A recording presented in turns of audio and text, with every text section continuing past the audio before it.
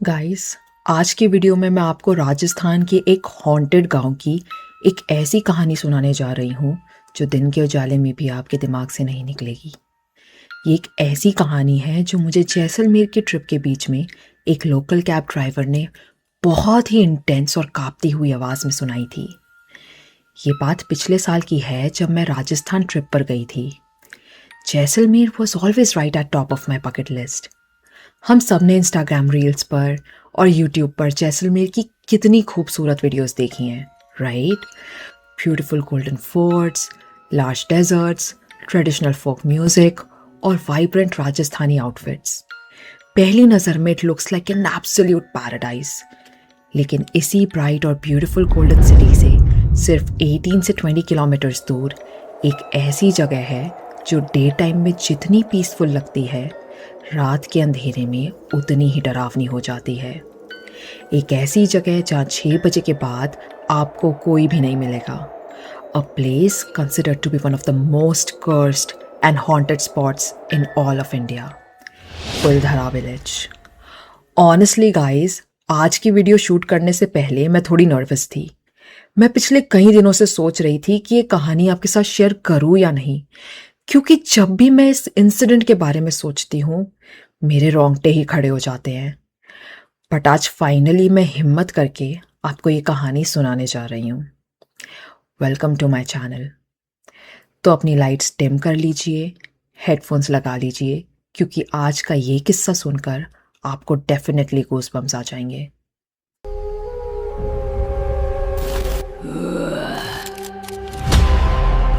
चलिए मैं आपको शुरुआत से बताती हूँ कि ये सब कैसे शुरू हुआ था। During my Jaisalmer trip, since मुझे हॉन्टेड स्टोरी सुनने का एंड प्लेसेस पर घूमने का बहुत शौक है, इसलिए मैं दिन के टाइम एक नॉर्मल टूरिस्ट की तरह कुलधरा गांव घूमने गई थी। मुझे वहाँ का माहौल थोड़ा अजीब लग रहा था। चारों तरफ टूटे हुए पत्थरों की दीवारें थी, लंबी सुनसान गलियाँ जो अब खंडर बन चुकी थी, पुरानी हवेलियों की टूटी हुई विंडोज़ और बालकनीज थी, और उनके बीच में कुछ टूरिस्ट्स धूप में फोटोज क्लिक करवा रहे थे। मैंने पूरा गांव एक्सप्लोर कर लिया था, पुरानी गलियों में घूमी, और जब 2 घंटे बाद मैं थककर वहां के मेन गेट के पास अपनी कैब में आकर बैठी तो वहां की गर्मी और थकान की वजह से मेरा गला सूख रहा था। तो मैंने कैब का एसी ऑन किया, पानी की बोतल निकाली, एक घुट लिया और कैजुअली आगे ड्राइव करने वाले लोकल कैब ड्राइवर से पूछ लिया कि भैया ये जगह दिन में तो नॉर्मल लगती है, पर क्या ये सच में हॉन्टेड है भी? ऐसा क्या हो जाता है यहाँ शाम के बाद जो लोग यहाँ आने से मना करते हैं? उस ड्राइवर का एक्सप्रेशन एक ही सेकंड में कंप्लीटली चेंज हो गया। उसने कार का रियर व्यू मिरर एडजस्ट किया, मेरी तरफ देखा और बिना कोई मुस्कुराहट के एक ऐसी डर से भरी आवाज में बोला जो मैं कभी नहीं भूल सकती। मैडम, दिन में तो सब यहाँ फोटो क्लिक करवाते हैं और रील्स बनाते हैं, पर मेरा एक बहुत ही करीबी दोस्त है जो रात की ट्रिप्स हैंडल करता था। उसने मुझे अपने साथ हुए एक ऐसा किस्सा बताया, उसके बाद मैंने कसम खा ली कि शाम के बाद इस जगह के आसपास भी नहीं भटकूंगा। वहां जाना मतलब मौत को दावा देना। फिर उस कैब ड्राइवर ने स्टीयरिंग व्हील से हाथ हटाए बिना एक लंबी सांस ली और धीमी आवाज में बोला, मैडम, एक बार की बात है, 3 यंग टूरिस्ट ने मेरे दोस्त को कुलधरा चलने के लिए कहा। वो तीनों कंटेंट क्रिएटर्स थे, 2 लड़के और एक लड़की। वो इंडिया के अलग अलग शहरों से आए थे और पैरानॉर्मल हॉरर और हॉन्टेड एक्सप्लोरेशंस पर वीडियोस बनाते थे। उनका मेन गोल यही था कि कुलधरा की कहानी रिकॉर्ड करना, अपने चैनल के लिए रात के 12 बजे की इन्वेस्टिगेशन शूट करना, ताकि उसे अपलोड करके उन्हें व्यूज मिल सके। जब उन्होंने मेरे दोस्त को बोला कि हमें कुलधरा के अंदर जाना है और वही रात बितानी है, तो उसके पैरों तले जमीन ही खिसक गई। उसने उनको काफी समझाया, पर उन यंग क्रिएटर्स ने मेरे दोस्त की एक बात भी नहीं मानी और उसको मजाक समझकर इग्नोर मार दिया। उन्होंने उसे एक्स्ट्रा पैसे देकर मनवा लिया और रात के ठीक 11 बजे वो उन्हें कुलधरा के मेन गेट पर छोड़ आया। गाइस, अब क्योंकि मेरे कैब ड्राइवर को उन तीनों के असली नाम नहीं पता थे, लेकिन उन्होंने जो डिटेल्स बताई उसके हिसाब से मैं आपको ये पूरी कहानी पूरी डिटेलिंग के साथ सुनाऊंगी। Let's call the one creator जिसके पास कैमरा था एज समीर, जो साउंड रिकॉर्डर्स कैरी कर रहा था वो था रुद्र, और जो तीसरी कंटेंट क्रिएटर जो कि लड़की थी वो थी माया, जो सबसे ज्यादा डर रही थी। समीर, रुद्र और माया कुलधरा के उस बड़े गेट के अंदर कदम रख चुके थे। गेट के बाहर रेगिस्तान की हल्की ठंडी हवा चल रही थी, लेकिन अजीब बात यह थी कि जैसे ही उन्होंने गेट के अंदर पहला कदम रखा, बाहर की वो चलती हुई हवा 1 सेकंड में बिल्कुल थम गई। एक ऐसी कंप्लीट फ्रीजिंग डेड साइलेंस छा गई जिसे महसूस करके लग रहा था कि हवा में किसी ने जहर घोल दिया हो। उनको सांस लेना भी भारी लग रहा था। उन्होंने अपनी टॉर्चेस ऑन की। टॉर्च की पीली और तेज रोशनी ने घने अंधेरे को काटकर आगे का रास्ता दिखाया। सामने पीली पत्थरों की टूटी हुई दीवारें, बिना छत के कमरे और लंबी सुनसान गलियां खड़ी थी। जैसे जैसे वो गांव के अंदर गहराई में बढ़ते गए, पुराने घरों की खाली दरवाजे और खिड़कियों से ऐसे लग रहा था जैसे कोई अंधेरे में छुपकर उनकी हर एक सांस, उनकी हर एक मूवमेंट पर नजर रख रहा हो। रेगिस्तान की उस सूखी हवा में एक अजीब सी आवाज आ रही थी, जैसे कोई पत्ते जमीन पर ड्रैग कर रहा हो, और साथ ही वहां इतनी अजीब सी गंदी बू आ रही थी जैसे शायद ही किसी ने पहले कभी सूंघी हो। जैसे मिट्टी सड़ रही हो, धतूरे की फूल की स्मेल और सूखे हुए खून की एक बहुत ही गंदी बू। रुद्र ने अपने हेवी स्टूडियो हेडफोन्स अपने कान पर पहनते हुए और अपने हाथ में ऑडियो फ्रीक्वेंसी मॉनिटर पकड़ा हुआ था। शुरुआत में बस उनको अपने फुटप्रिंट्स की रेत पर चलने की आवाज आ रही थी, लेकिन लगभग 10 मिनट चलने के बाद रुद्र के पैर वहीं जमीन पर जम गए। उसका चेहरा एकदम से पीला पड़ गया। उसने बिना कुछ बोले समीर के हाथ जोर से पकड़ा और कांपते हुए बोला, समीर रुक, हेडफोन्स में कुछ सुनियो। रुद्र ने रिकॉर्डर की वॉल्यूम बढ़ाई। हेडफोन्स की स्टैटिक वाइट नॉइस के बीच पहले तो बस वही डेजर्ट की विंड थी, लेकिन फिर एकदम से एक अजीब सी आवाज आने लगी। पहले घुंघरू की बहुत ही स्लो, डरावनी छन छन की आवाज आई, और उस घुंघरू की आवाज के साथ साथ हजारों लोगों की एक साथ फुसफुसाने की आवाज आने लगी। ऐसा लग रहा था जैसे हजारों लोग एक साथ किसी पुरानी मारवाड़ी भाषा में कोई श्राप रिपीट कर रहे हों। रुद्र ने कांपते हाथों से हेडफोन्स उतारकर फेंक दिए। उसका पूरा चेहरा पसीने से भीगा था। उसने समीर की तरफ देखा और डरती हुई आवाज में बोला, समीर, ये आवाज सिर्फ रिकॉर्डर में नहीं बल्कि मुझे भी सुनाई दे रही है। उसी वक्त उनके बिल्कुल पीछे जमीन पर एक आवाज आई। ऐसा लगा जैसे कोई गीली गल चुकी बॉडी मिट्टी पर घिसट घिसट कर उनके पीछे आ रही हो। समीर ने डर के मारे अपनी टॉर्च की लाइट तुरंत जमीन पर मारी, और जो उन्होंने देखा उनकी सांसें गले में ही अटक गई। जमीन की सूखी पथरीली मिट्टी पर गीले हाथों के निशान बन रहे थे, और उन निशान से गीली मिट्टी पर पानी की बूंदें टपक रही थी। हर 3 सेकंड में एक नया गीला निशान उनके कदमों के ठीक पीछे बन रहा था। सोचो, इतने सूखे रेगिस्तान के बीच में एक गीला ताजा हाथ का निशान उनका पीछा कर रहा था। माया डर के मारे फूट फूट कर रोने लगी। वो चीखी, हमें यहाँ से निकलना होगा, नहीं तो ये जगह हमें जिंदा नहीं छोड़ेगी। डर के मारे तीनों की सांस फूलने लगी। वो पागलों की तरह गांव के बीचों बीच बनी सबसे बड़ी हवेली की तरफ भागे। जैसे ही तीनों ने मुखिया की हवेली के बाद कार्व्ड सैंडस्टोन आर्कवे को क्रॉस किया और आंगन के अंदर स्टेप रखा, हवेली का लगभग 200 किलोमीटर भारी पत्थर का मेन दरवाजा उनके पीछे अचानक क्रैश होकर गिर गया। पूरा आंगन मिट्टी, राख और धूल से भर गया और उनका बाहर निकलने का रास्ता ब्लॉक हो गया। हवेली के आंगन में अंधेरा इतना डेंस था कि टॉर्च की लाइट भी उस अंधेरे को काट नहीं पा रही थी। वहाँ की हवा में एक ऐसी गर्माहट थी जो दम घोट रही थी। समीर ने कांपते हाथों से टॉर्च की लाइट आंगन के एक कोने पर मारी। वहां दीवार पर एक पुराना टूटा हुआ मिरर फ्रेम लगा हुआ था, जिस पर जमानों की मिट्टी जम चुकी थी। समीर डर और पसीने से लथपथ उस मिरर के सामने गया। उसने कांच में अपनी रिफ्लेक्शन देखी। समीर ने अपना बायां हाथ उठाया अपने माथे का पसीना पोंछने के लिए, लेकिन कांच के अंदर उसकी रिफ्लेक्शन नहीं हिली। मिरर के अंदर समीर की रिफ्लेक्शन बिल्कुल फ्रोजन थी, और फिर स्लोली मिरर के अंदर वाला समीर एक अननेचुरल, कान तक फैली हुई ईविल स्माइल करने लगा।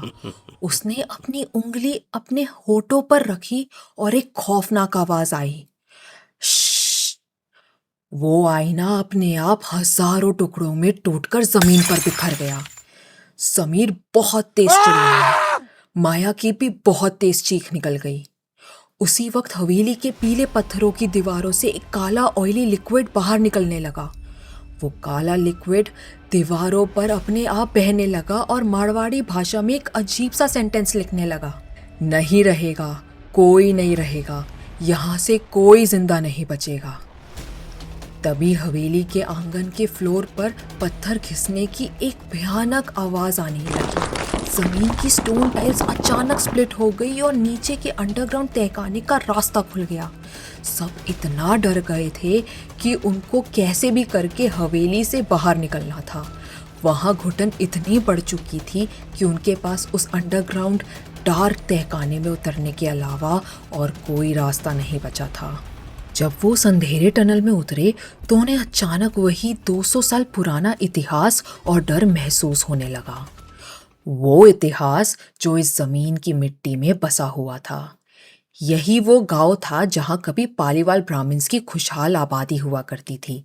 लेकिन जैसलमेर रियासत के एक लालची और निर्दयी दीवान सलीम सिंह की बुरी नज़र जब यहाँ की मुखिया की बेटी पर पड़ी तो उसने खुलेआम धमकी दी कि अगर वो लड़की उससे नहीं मिली तो वो पूरे गांव को तबाह कर देगा। तब उन 84 गांव के मुखियों ने एक इमरजेंसी मीटिंग में फैसला किया कि अपना वो सब कुछ, अपना घर और ज़मीन छोड़ देंगे, लेकिन सलीम सिंह के सामने घुटने नहीं टेकेंगे। और एक ही रात के अंदर बिना किसी आहट के हजारों लोग रातों रात गायब हो गए और जाते जाते इस जमीन को एक ऐसा भयानक श्राप दे गए कि तब से यहाँ कोई नहीं बस पाया। और आज 200 साल बाद वही श्राप उन तीनों को महसूस हो रहा था। Guys, just pause for a second और इस खौफनाक मंजर को अपने दिमाग में इमेजिन करो।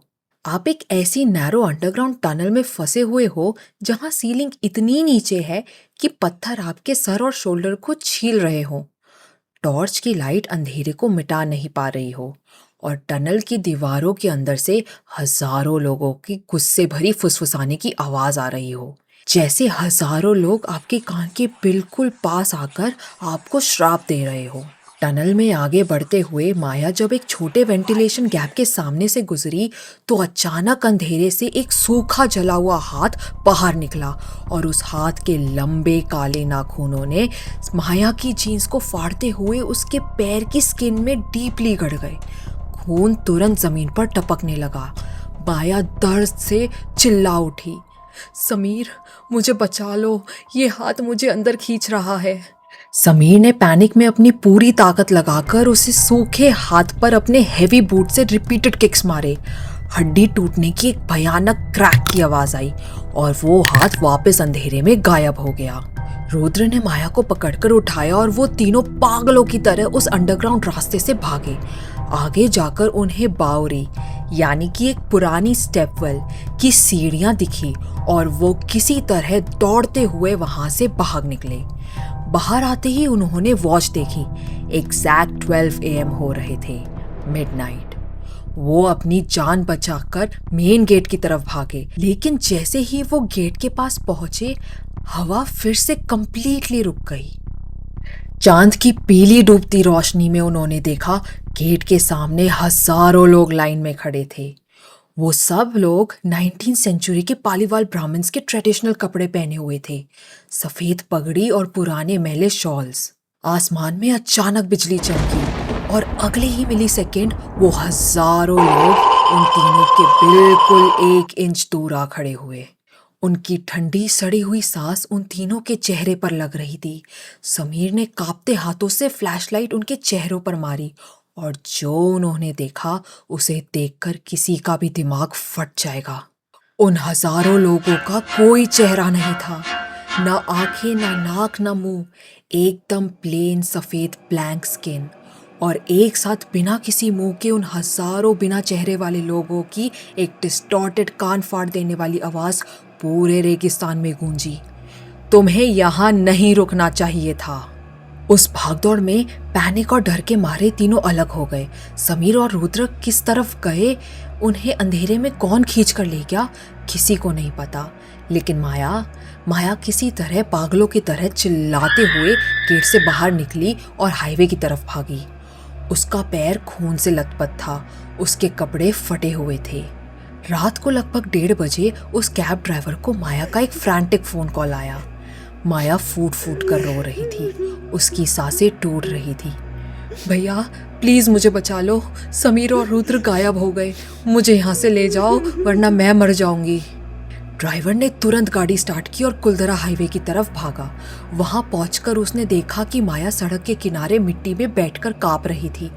उसने उसे कार में खींचा और जैसलमेर सिटी की तरफ गाड़ी भगाई। रास्ते में माया ने रोते हुए उसे पूरी कहानी सुनाई, हवेली का पत्थर गिरना, मिरर की रिफ्लेक्शन, अंडरग्राउंड टनल और वो फेसलेस फिगर्स। ड्राइवर का दिल पहले ही डर चुका था। उसने डरते हुए रियर व्यू मिरर से पिछली सीट पर बैठी माया की तरफ देखा। माया विंडो से बाहर देखकर चुपचाप रो रही थी। ड्राइवर ने हल्की सी कांपती हुई आवाज में पूछा, मैडम आपके दोस्तों ने शूट करते वक्त कोई खास लाइट लगाई थी क्या? माया ने धीमी आवाज में कहा, नहीं भैया, हमारे पास सिर्फ नॉर्मल पीली टॉर्च थी। ड्राइवर के हाथ स्टीयरिंग व्हील पर ही जम गए। एक ठंडी लहर उसकी पीठ पर दौड़ गई। But here is the final chilling twist, क्योंकि कार के अंदर हल्की रोशनी में साइड वाली विंडो के कांच पर जो रिफ्लेक्शन बन रहा था, उस साए के चेहरे पर कोई आंखें, नाक या लिप्स नहीं थे। वहां सिर्फ एक प्लेन स्मूथ सफेद स्किन थी, जबकि साइड वाली सीट पर माया चुपचाप बैठी थी। ड्राइवर ने डर के मारे एक्सेलरेटर पूरा दबा दिया। 15 मिनट्स बाद जैसे ही जैसलमेर सिटी की ब्राइट स्ट्रीट लाइट्स दिखने लगी, उसने गाड़ी एक क्लिनिक के पास रोक दी। ड्राइवर ने कार का दरवाजा अनलॉक किया और बिना माया की तरफ देखे कांपते हुए बोला, मैडम शहर आ गया है, आप उतर जाइए। साइड वाले दरवाजे के खुलने और बंद होने की आवाज आई। ड्राइवर ने रिलीफ की सांस ली जैसे ही वो दरवाजा बंद हुआ और कांपते हाथों से गाड़ी में गियर डाल दिया। उसने आगे बढ़ने से पहले साइड व्यू मिरर में देखा ताकि चेक कर सके कि माया रोड क्रॉस कर गई या नहीं। लेकिन मिरर में देखते ही उसके होश ही उड़ गए। उस कार की साइड वाली दरवाजे के पास जिस तरफ माया बैठी थी, स्ट्रीट लाइट की पीली रोशनी में एक काली परछाई बिल्कुल स्टैटिक खड़ी थी। लेकिन वो परछाई किसकी थी, क्योंकि वहां कोई इंसान खड़ा ही नहीं था। माया सड़क पर कहीं नहीं थी, ना हॉस्पिटल गेट पर ना रास्ते पर। परछाई कार के डोर के पास अकेले खड़ी थी और स्लोली वो काली परछाई कार के साइड विंडो की तरफ ऊपर उठने लगी, जैसे बिना बॉडी के कोई शैडो हवा में ड्राइवर की विंडो के पास आ रही हो। ड्राइवर की सांस गले में अटक गई। उसने बिना साइड मिरर में देखे एक्सेलरेटर पर पूरा पैर दे मारा और गाड़ी वहां से भगाने लगा। माया गायब हो चुकी थी। वो काफी डर चुका था और उस रात के बाद उस ड्राइवर को 3 दिन तक 104 डिग्री का तेज बुखार रहा और उसने जिंदगी भर कभी भी रात को कुलधरा की तरफ गाड़ी नहीं मोड़ी। सुनो दोस्तों, मैं आपके साथ 100% ट्रांसपेरेंट रहना चाहती हूँ। कैब ड्राइवर्स के जरिए जो कहानियां सुनने को मिलती है, उनमें कितनी सच्चाई है और कितना local urban legend, I am simply speculating here. ये कंफर्म नहीं है कि ये बिल्कुल सच है या लोकल ड्राइवर्स की बनाई हुई वार्निंग स्टोरी है टूरिस्ट को रात के वक्त सेफ रखने के लिए। लेकिन एक बात बिल्कुल 100% सच है, कुलधरा के गेट के बाहर एएसआई का एक ऑफिशियल वार्निंग बोर्ड लगा हुआ है जिस पर साफ साफ लिखा है कि शाम के 6 बजे के बाद अंदर जाना स्ट्रिक्टली मना है। और हाँ, कमेंट्स में ज़रूर बताना अगर आपको मौका मिले तो क्या आप कुलधरा में शाम के 6 बजे के बाद 1 घंटा भी बिताने की वहाँ हिम्मत करोगे? At the end of the day Kuldhara एक ऐसी दर्दनाक और डरावनी याद है जो ये बताती है कि कुछ दरवाजे बंद ही रहें तो बेहतर है। अगर आपको ये वीडियो पसंद आई तो इसे लाइक करें और ऐसी ही न्यू हॉरर स्टोरीज मैं हर वीक डालती हूँ। सो मेक श्योर आप चैनल को सब्सक्राइब कर लें सो दैट आपसे कोई सी भी हॉरर स्टोरी मिस ना हो। विद दैट मैं आपको मिलूंगी अगले हफ्ते एक नई खौफनाक हॉरर स्टोरी के साथ। तब तक के लिए bye bye and take care.